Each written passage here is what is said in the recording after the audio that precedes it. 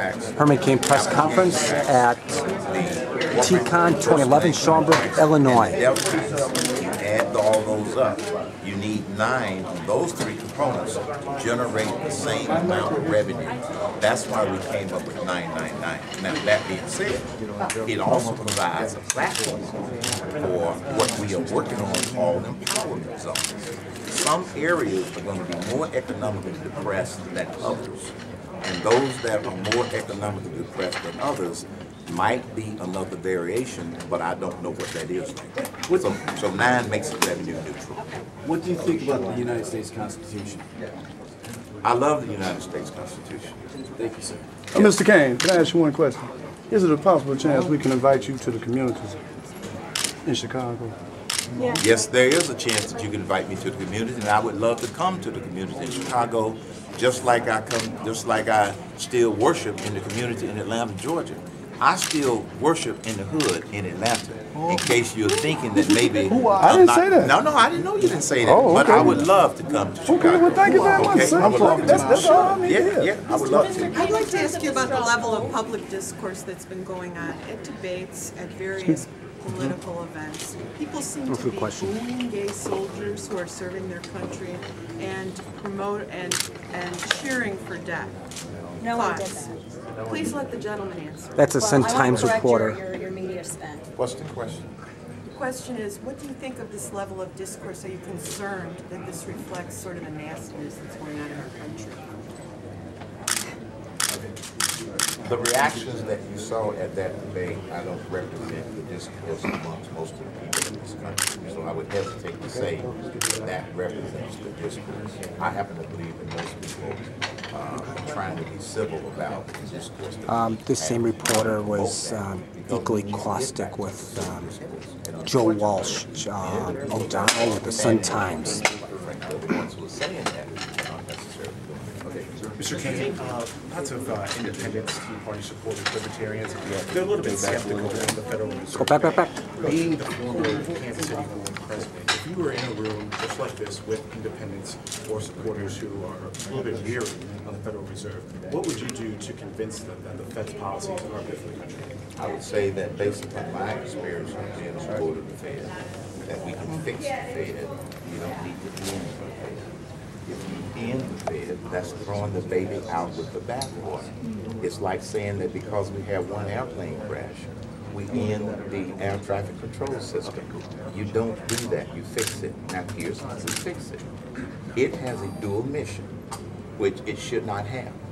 It has a dual mission of trying to use its policies to impact unemployment and monetary price stability. It really needs to just focus on monetary price stability, the way it did from 1913 all the way up to the year 2000. It got off track when the federal national debt hit $14 trillion and when foreign countries cooled off on buying our debt. When I was on the board of the Federal Reserve in the 90s, we always had foreign countries that would buy our debt in a crisis. Things have changed, so it has forced this Federal Reserve to come up with these so-called creative ways, which I don't agree with, which has damaged the value of the dollar. We need a strong dollar. One quick follow-up. You talked a lot about the Constitution today at your speech.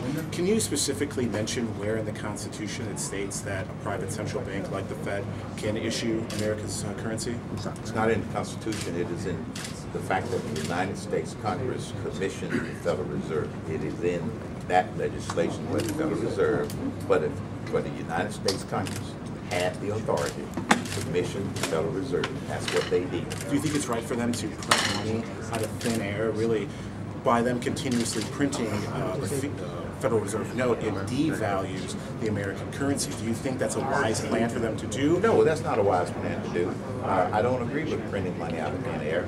I believe that if we had sound economic policy, they wouldn't be tempted to do that. What I mean by sound economic policy, it starts with making sure that you have policies that will grow this economy. These policies have not grown this economy. It's been anemic. This economy is on life support. Secondly, sound economic policy means don't run up the national debt from 10.4 trillion to 14.7 trillion. in 2.5 years. All of that is part of sound economic policy. So let's make sure that we're working on the right problem. Mr. Cain, you're in Illinois right now. Who support your economic policy but don't agree with your social views? Well, you know, that's a decision that they're going to have to make. And that is, if we don't get this economy growing, it won't matter what I or anybody else feel about some of these other issues. Number one, with most people, is economic growth and jobs. This is why I have put a bold solution on the table. The fact that some people don't agree with my social views, I'm never going to be able to convince them to come over to my side. We are always going to be a nation divided on social views. I simply encourage people, let's all agree on what we need to do to grow this economy and get jobs out there for those 14 million people. What do you think resonated the most with your speech with everyone today? What do you think the key thing is that everyone should take away from your message today?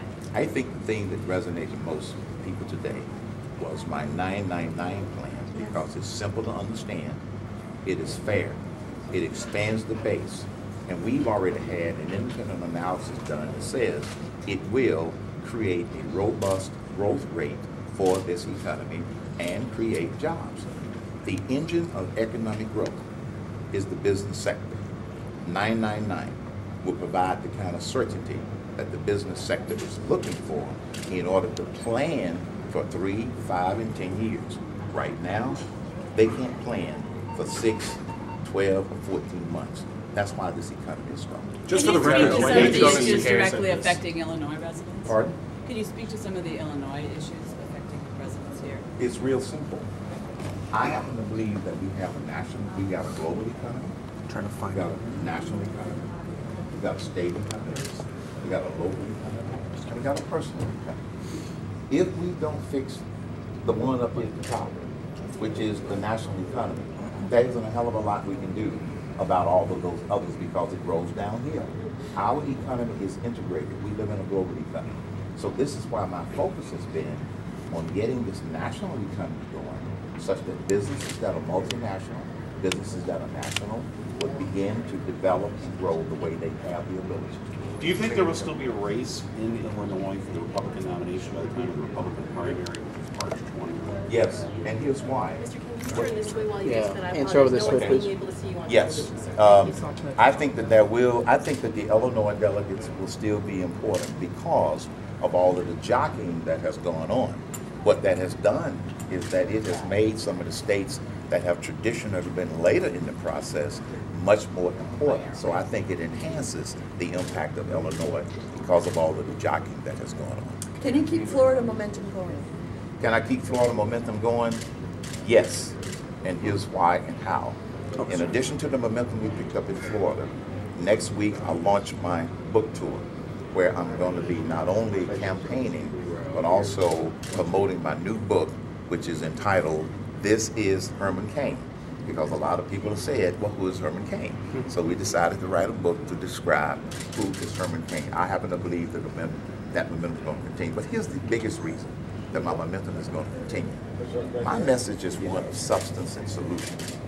And when people start talking about how well a speech I gave, they then talk about the solution that I put on the table.